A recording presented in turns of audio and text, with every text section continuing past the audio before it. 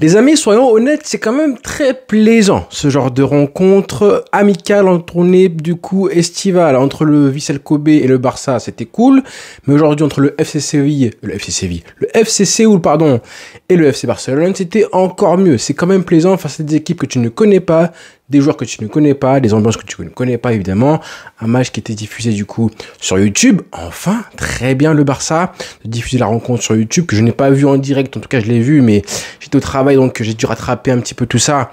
Et voilà, obligation professionnelle. Voilà pourquoi vous avez ce débriefing un peu plus tard que à la fin du match, mais honnêtement c'était très plaisant. J'aime beaucoup ce genre de match là, en plus 10 buts, du spectacle, un jeu ouvert où des équipes du coup ouvrent un petit peu le jeu, veulent gagner, se faire plaisir et prendre du rythme, faire plaisir aussi aux spectateurs.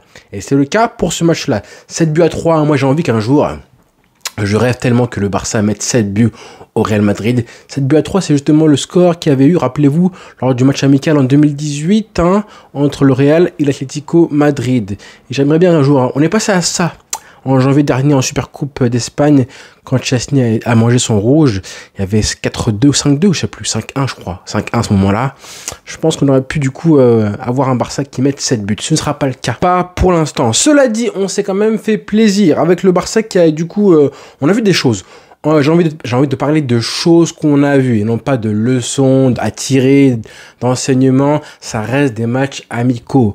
Donc, toutes les réactions un petit peu, là, je vais juste vous raconter ce que moi j'ai vu, ce que j'ai observé, ce que j'ai vu. Tout simplement comme observation et non pas comme leçon ou enseignement. Des observations concernant ce Barça, du coup, saison 2 d'Hansi Flick face au FC Séoul, qui a joué du coup avec une équipe type. Et ça, c'est un signe, hein. À l'exception près de Ronald Araujo, qui a joué du coup à la place d'Inigo Martinez, qui je crois, enfin selon les mots d'Hansi Flick, devait être préservé. Mais sinon, on avait une équipe type aujourd'hui. Ce qui veut dire qu'Araujo, dans la tête d'Hansi Flick, est devant Christensen. Et Christensen a marqué un but et a fait un très beau match. Est-ce qu'on n'est pas là justement sur la leçon, entre guillemets, l'observation numéro 1, l'histoire de cette vidéo, l'histoire du débriefing, à savoir que Christensen envoie un message à Hansi Flick. En gros, je suis là, poteau. Je suis là, je suis bon. Défensivement, offensivement, je marque des buts. Et peut-être que je mérite une place au moins devant Araujo comme premier choix en cas d'absence d'Inigo Martinez ou de Cubarsí. C'est comme ça que je vois les choses. Un message envoyé à Hansi Flick, à la direction du Barça. Ne me vendez pas, ça sert à rien. Au contraire, prolongez-moi en fait, tout simplement, parce que j'ai 29 ans, je suis à mon prime, je suis peut-être potentiellement le meilleur défenseur du club. J'ai pas envie de le dire comme ça, de manière définitive, tamponnée, certifiée, que c'est le meilleur défenseur du club. Mais c'est possible. C'est possible. Cubarsí, c'est un peu délicat pour l'instant. Bon, voilà, il a été bon aussi, Cubarsí. Mais tu manges 3 buts, hein. Tu manges 3 buts et encore une fois, des buts où l'adversaire a juste à lancer en profondeur. Tu réussis à passer le piège du hors-jeu, tu te retrouves en face à face avec l'adversaire. Donc, même si techniquement, en face, c'était pas extraordinaire, hein, je trouve un petit peu moins bon que par rapport au Vissel Kobe, même s'ils ont marqué 3 buts. Hein. Les 3 buts qu'ils ont marqués, le premier but, perte de balle de Lamine Yamal, on va en reparler évidemment, mais le reste, c'était pas extraordinaire, des contres, des passes en profondeur, et ils se retrouvent en face à face. Du coup, Johan Garcia prend un but, Chesney aussi. Bon, c'est un peu compliqué, mais encore une fois, hein, on va rester calme avec les leçons à tirer. T'as quand même marqué 7 buts. Voilà, t'as marqué 7 buts. T'aurais pu en marquer plus. Franchement, t'aurais pu en marquer au moins 2-3 en plus. Sans les erreurs techniques de monsieur Dani Olmo en début de rencontre. Hein. Justement, il foire son face-à-face qu'il a négocié à 2-1. Tu te manges le but de 2 partout juste après. Comme un signe, comme un symbole. Mais Dani Olmo, bon, je suis pas inquiet parce que c'est technique. Hein. Il a 2 occasions de contrôle à faire, il les fait mal.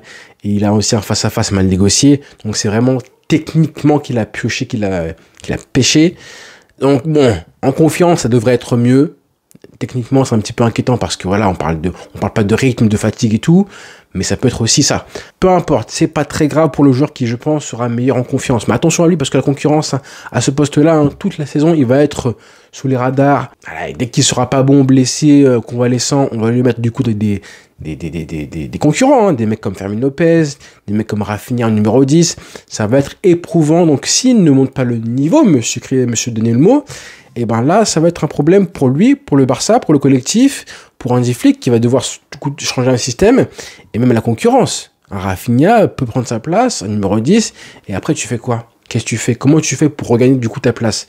Ça peut être un problème pour lui. Mais bon, je pense que on voit en fait un joueur qui apporte quand même, parce que la passe qu'il met à Lamine Yamal sur le but du 2-1, non, du but du 2-1, il faut la faire. Hein. Faut la faire, le talent qu'il a, la touche et tout. Et je pense que Lamine Yamal a besoin d'avoir un joueur droitier avec lui qui combine. Parce que je pense que si c'est Rafinha en numéro 10, alors Rafinha peut faire ce genre de passe-là, mais je pense que Lamine Yamal a besoin d'avoir un joueur à qui passer le ballon qui est droitier. C'est à mon avis. Hein. Parce que les passes, il aime bien faire ça Lamine Yamal, lancer en profondeur, un petit peu excentré côté droit, le joueur qui se trouve là. Si jamais le joueur qui est excentré côté droit est gaucher, comment il fait? À voir pour frapper. Du coup, ensuite, on a vu avant tout, comme je disais, Christensen, on a vu le déchet technique de Daniel Olmo, on a vu surtout et avant tout un Lamine Yamal qui était de retour pour nous jouer un mauvais tour. Quel joueur, hein. Bon voilà, je pense que les gens ont été un peu plus rassurés, hein, comme quoi tout ce qui est numéro 10, polémique, Ibiza, tout ça, bon, c'est un petit peu du n'importe quoi de remettre en cause le talent d'un joueur.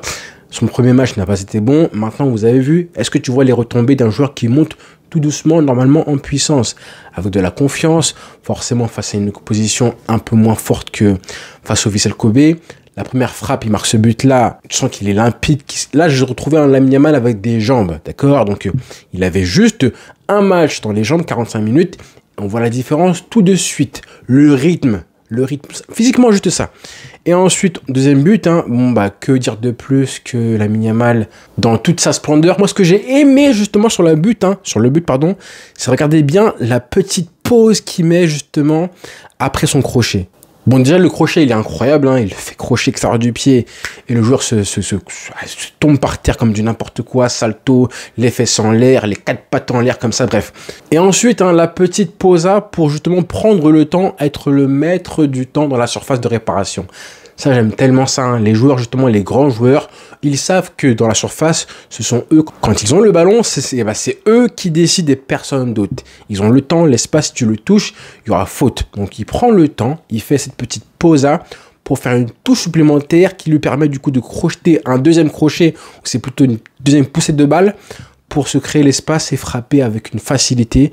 Ça, c'est la pause. C'est exactement ça qu'on veut qu'il ait justement dans la finition à tous les matchs. Bon là, c'est un match amical face à une petite équipe, donc c'est plus facile, logiquement. C'est possible dans les gros matchs, oui, dans les gros matchs avec le stress, l'enjeu et tout. Peut-être qu'il fait pas du tout le même geste, hein, peut-être qu'il frappe du droit tout de suite, même sans crochet.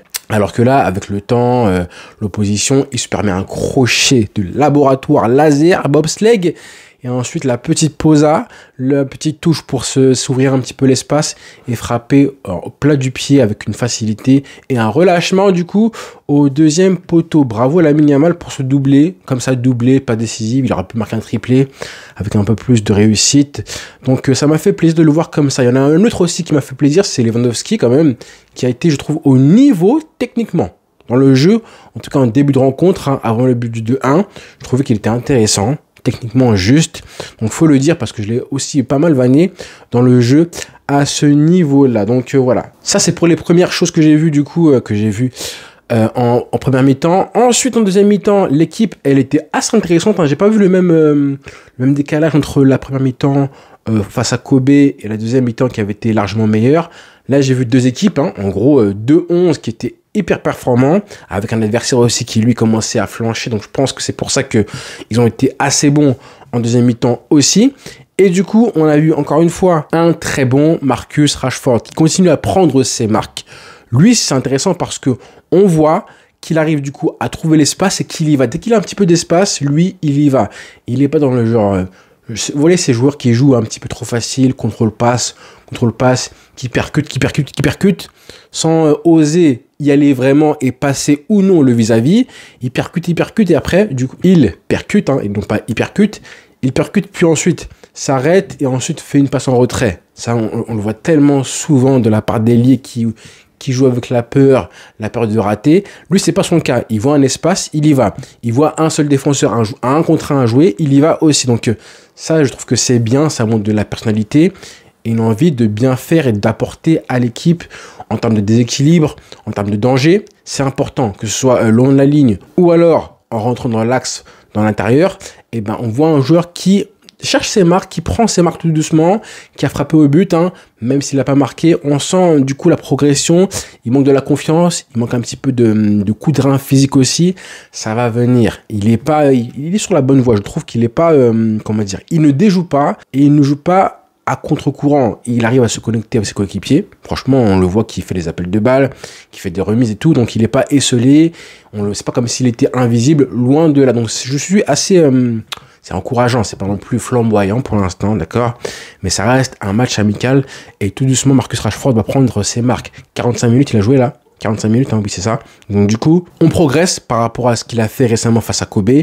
Il joue de plus en plus et il va prendre du rythme tout doucement. Moi, il y en a un autre qui m'a fait une petite impression sympa, c'est évidemment Gavi, parce que lui, Gavi, tu sens qu'il joue avec la dalle. Avec la dalle. Il a faim. Je pense qu'il a très faim, ça se voit. Il a été cantonné par la force des choses. Hein. Il a été blessé pendant 1 an, du coup, l'année dernière. Du coup, je crois qu'il a accepté tout doucement son rôle de remplaçant l'année dernière. C'est normal, hein, tu reviens de blessure, donc tu ne vas pas prétendre à un collectif et du coup être titulaire tout de suite, hein, comme Ter Stegen voulait être titulaire, non. Du coup, Gavi a accepté ça. Maintenant, on sent un joueur qui veut faire plus, qui veut apporter beaucoup plus que ce qu'il a apporté là il y a 1 an, qui veut du coup prendre une place, pourquoi pas, au milieu de terrain, et il a faim. Il a très très faim. Et on sent un joueur qui veut apporter justement la stabilité au milieu de terrain dont l'équipe manque quand on a un Perry, Frenkie de Jong et Olmo. Là, au milieu de terrain, on voit qu'on se fait transpercer avec ces mecs-là. Avec un Gavi, du coup, ça peut être une solution parfois, du coup, quand le Barça joue un petit peu trop offensif et il laisse des espaces, d'avoir un Gavi qui sert du coup à stabiliser le collectif et le milieu de terrain du Barça. Il a très faim. Ça se voit, ça se sent. Et tant mieux. Pareil pour Ferran Torres. Hein. Lui, on sait qu'il a vraiment la dalle, lui, pour le coup. Et ce qui est bien, c'est que maintenant, on sent plus le joueur qui veut prouver qu'il a du temps de jeu à offrir au Barça. Il sait qu'il jouera. À chaque fois qu'il joue, il est en confiance. Il marque un doublé avec une facilité maintenant devant les cages. On sent un joueur qui est en confiance. Et ça, évidemment, je pense que ça y est, hein, il est super sub numéro 9, voire potentiel titulaire dans les matchs où c'est un peu moins, on va dire, fort en opposition. Toujours aussi précieux dans le pressing, hein, et même dans les déviations. On l'a vu jouer avec Rashford, avec Gavi, franchement, il est intéressant. Quel dommage, hein, Ferran Torres, que tu n'étais pas comme ça dès le début, dès 2022 avec Xavi.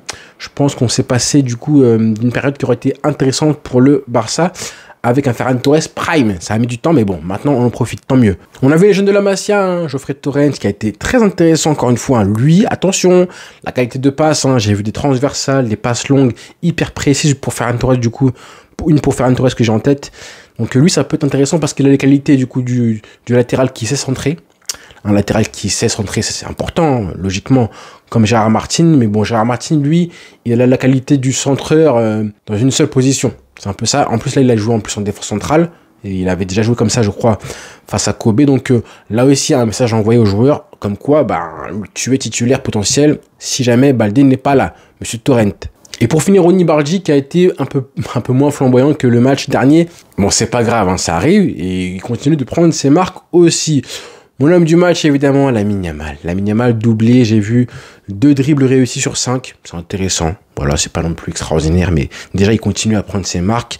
Je crois qu'il avait fait au moins 15 pertes de balles, je crois, en 45 minutes la dernière fois. 37 ballons touchés. Ça, c'est vraiment très intéressant parce que ça fait, on va dire, 70-75 ballons s'il avait joué 90 minutes. Donc ça, par contre, c'est intéressant parce que moi, je continue à dire que je veux que Lamine Yamal touche minimum entre 80 et 100 ballons par match comme Messi à l'époque. Hein, mais bon, ça va prendre du temps et des années pour qu'on arrive à ce chiffre-là en moyenne par match. Et aussi, un duel remporté, une récupération. Il a fait les efforts défensifs, notamment une que j'ai en tête, là où il prend le ballon, où il récupère le ballon dans les pieds d'un défenseur coréen. Donc bravo Lamine Yamal. Donc voilà pour ce que j'ai vu lors de ce match entre le Barça et Séoul. Du coup, prochain match ce lundi pour le dernier match de la pré-saison asiatique du FC Barcelone. Rendez-vous du coup ce soir pour le live quotidien. Bonne soirée les frères. Ciao.